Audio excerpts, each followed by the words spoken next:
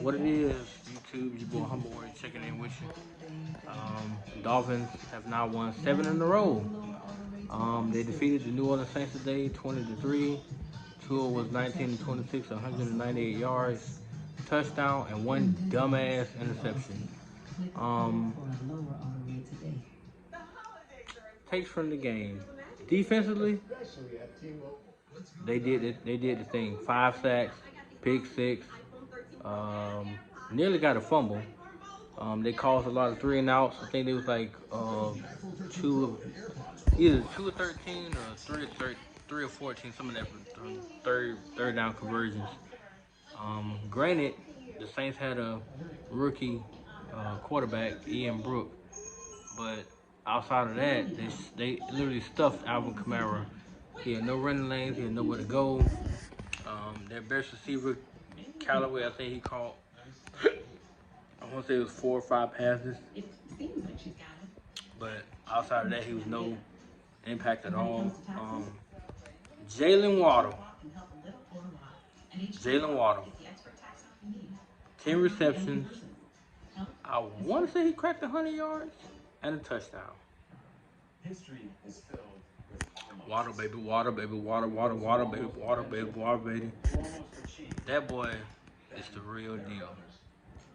Now, on to the game. So from the start, the Saints tried to impose their will defensively. That front four is no joke. However, to the Dolphins' credit, they maintained a running game that actually gained 4 yards a carry, so they kept the defensive line honest, which gave Tua a little bit of time. Even though his offensive line around was breaking down, giving up sacks, he had 2 turnovers, the fumble and the interception. So he's got to find a way to clean that up. The interception, Waddle was open, but he threw it to Hollins because he saw the window in between the 3 players. It was 3 guys. It was one over here, one that was on Hollins, literally trailing him or right on his back. So Tua figured if I throw it in front of Hollins to a degree, he would actually get that. He overthrew him and Lattimore picked it off. Dumbass interception. Not even going to excuse that dumbass interception. The fumble, Cameron Jordan broke the line as Tua stepped up. The other kid, I forgot his name, Davenport, that's his name, Davenport, stripped him to cause the fumble, and he took a big hit. But he bounced back. He marched him down the field. On 3rd and 15, he converted a 45 or 50-yard pass to Mack Hollins. He also orchestrated a field goal drive. Now, he was 19-26, 198 yards, a touchdown, interception. My thing with Tua is this, which I think Doug has pointed out several times, and I'm starting to see it. His inconsistent play is something he has to fix, because he throws passes that, like on the 1st and 15 play, he threw a straight dime to Matt Hollins for 14 yards. And then they converted first down. But then he threw things like interceptions. Or the overthrow he did to Miles Gaskin came across the middle. Things like that he has to clean up. Is he still going to become elite? Absolutely. I do not think for 1 second of my mind that Tua will not be elite. I just need him to be more consistent. I watched this boy from the time he got drafted up until now. And one thing, get down, boy, get down. One thing about him is his inconsistencies. He tends to throw dumbass passes, then he'll turn around and throw great ones. So I need him to fix that. I'm probably the #1 Tua fan in the world. Probably. Not even gonna say him fake or fraud. Probably #1 Tua fan in the world. But I also know that he has flaws. He has inconsistencies. He tends to overread things, and he'll try to force stuff that don't need to be forced. Like that interception through the day. You know, he's at 14 touchdowns, 9 picks. Not a great ratio, but his efficiency is what's keeping him above the rest. Right now, he's currently at 74%, which is, I want to say, number 2 in the NFL, above Herbert, Burrow, and it says Garoppolo on this stat sheet that just showed. But because of him and the defense, they're now 8-7. They started the game off with a pick 6. Nice. Like I said, they got 4 or 5 sacks today. Defense held its own, but people fail to realize that without the offense doing what they did, defense only scored 7. So technically it would have been a 7-3 game, but the offense put up 13 points. Not great, but considering last week the Bucs didn't score a damn thing against the defense, not nothing. Didn't score a single point, and Tom Brady looked pedestrian. He looked very pedestrian against that defense. Now Tua came out here. He threw some dimes. But he also threw that stupid ass pick. However, his play on the field is what helped them secure this win. I'm sorry. So, context-wise, I think that he has a high ceiling. I also think that Miami should do the right thing and get him a lineman or a few linemen that can actually help him get time to survey the field, not feel pressured so much, because now they're going up against the Tennessee Titans, they don't have the greatest defensive line, but they got a good defense. Not that good, but they got a decent defense. And the offense is top tier because they got A.J. Brown, who's going to be lined up against either Byron Jones or Xavier Howard. So, with that being said, Tua got to bring his A game next week, or Sunday actually. So Sunday, I need them to at least score at least 30 to put Tennessee out of their misery. If you can do that and move to 9-7, you take on the Patriots, who might have the same exact record as you. Can you say that Miami might actually end up beating the Patriots and make it to the playoffs? And then that's when the real story is going to start. Because I was talking to my boy Sanders today. Shout out to Jerry Judy. I was talking to him today, and we was having a conversation about how this team looks. He's like, well, the defense can't continue to carry them. Absolutely they can't. But, however, it is a team sport. See, the defense does what it's supposed to do, and the offense will cash in when it's supposed to as well. So, I'm not going to sit here and give the defense total credit if the offense put up a touchdown and 2 field goals. I can't give the defense total credit for that. The defense did its job. It exposed a rookie quarterback who had no experience, that was his first time playing in the actual NFL game, and they exposed him. That's what they're supposed to do. Now, Tua could have played better, absolutely. But we'll take the 198, we'll take the touchdown. The interception we don't want, but it comes with the territory. He's still at 70% plus passing, and they still won again. So, nonetheless, get your ass down. Nonetheless, we'll take it.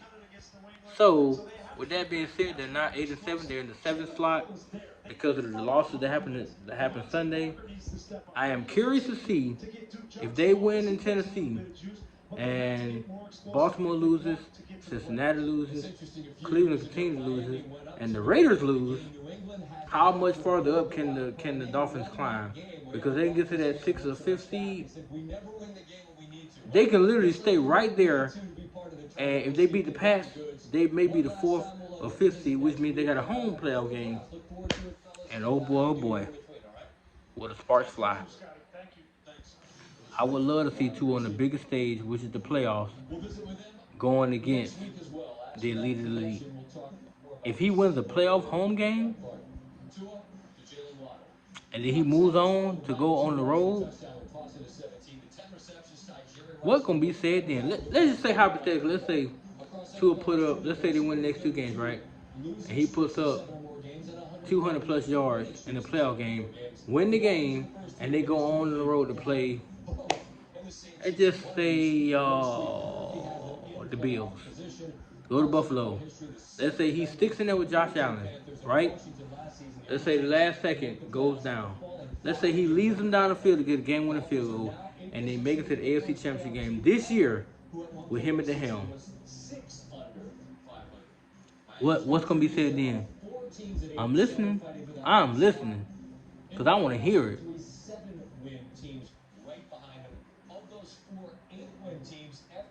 There's no point in reaching low when I can reach high. So I still think they got a great chance. They got Tennessee and they got New England. And it says FBI chance to win out is 13%. That's only because of what they got to face. Their schedule down the stretch is very, very tough. I'm not talking about the 7 games. The 7 games they just won, majority of them was not that hard to win, but they still won them. I don't get it when people say you had to win. They won. They beat New Orleans, which had a great defense. They go into Tennessee, which got a decent offense. Their last home game is New England, which has a balance and a great defensive attack. But that damn Waddle, that boy is an issue. He's not a problem. He's an issue. How do you solve an issue? You have to mathematically think about how to solve the issue. It ain't one defense that's figured it out yet. That boy's on pace. He's five receptions away from breaking Anquan Bolden's rookie record. He's just 5. He's 5. So can he get that against Tennessee? Can he set the record? Absolutely. And he still got New England to go against. And he's still healthy. So before it's over, he can get to 125 receptions in the rookie year. Maybe what, 1,100, 1,200 yards? He's at 900 now. Just saying. And they already got a touchdown again, so that's, I think, 6 or 7 on the year, I want to say. But he can do a lot. He can do a whole lot with what's been given to him. So my only thing of Tua is this: minimize the picks, because the next game we don't need them. Dude, just take what the defense gives you. If they're not giving you nothing deep, don't take it. If they let Water go underneath and he getting, 15, 14 yards a pop, 14, 15 yards a pop, let him have it. Let him have it. That's how you lull defense to sleep. Underneath, deep. He did with Matt Hollins. The safety creeped down. Matt Hollins got one-on-one with that safety. On that corner, ran right by his ass. Tua threw that bit from the 15 to the 50. Actually, like the 55. So that was 40 yards he completed. On a dime to Matt Hollins. So that's how you lull defense to sleep. And I don't think Tennessee got a great rushing attack. I need to research that to find out. But I don't think they do. So the combination of Lindsey and Duke Johnson and Matt Hollins and Gaskins will be a nice 1-2-3 punch. But anyway, guys, that's my spiel. Sorry for the camera shaking a little bit. Playing my little one back here who's behind me. He's doing his own little thing. But do I feel like the Dolphins can make the playoffs? Absolutely. But it's always one game at a time, one possession at a time, one drive at a time, one play at a time. It's all of that. All I'm saying is don't discredit your boy. He's already over 2,000 yards, actually 2,200 plus. He's at 14 or 15 touchdowns, 8 picks, 9 picks now because he's doing another one. I hate that. I hate it, but I understand. I understand. So give him some slack. I mean, compared to what he was 11-6, right? His rookie year. Now he's up to either 14 or 15 and 9. The interceptions ain't great. He threw some dumbass interceptions. It's like today was a dumbass interception. But I'm hoping that against Tennessee he don't convert none. Because he made up for it with that touchdown pass to Waddle. Which is a pitch, but they kind of pitched the pass. And Waddle took it in from, 2 yards out? So it was a 2-yard touchdown pass credit to him. But Waddle took it in though. So it's 20-3 final score. Dolphins 8-7, Saints are 7-8. And they moving on to quit, boy.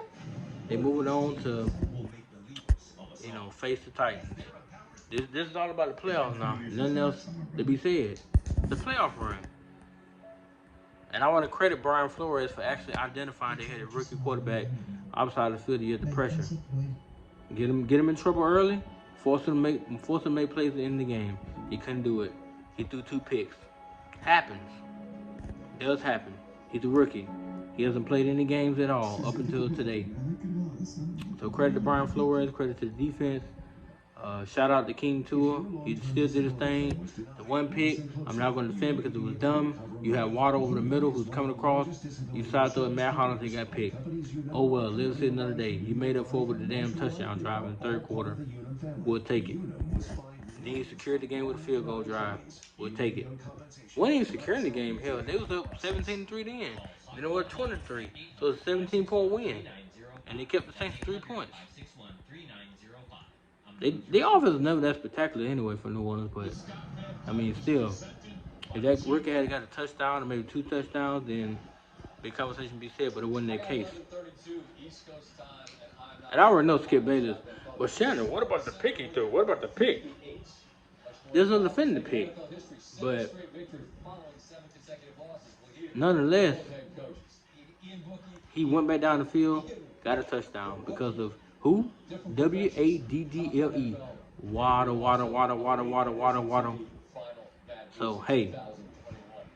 On that note, guys, I'm going to continue drinking like I was doing. I had to make this reaction video because, I had to do it. Like I said, like, comment, subscribe. Please subscribe. Please. My TikTok is blowing up. I just need my YouTube to blow up. I need these subscriptions. Anyway, guys, peace.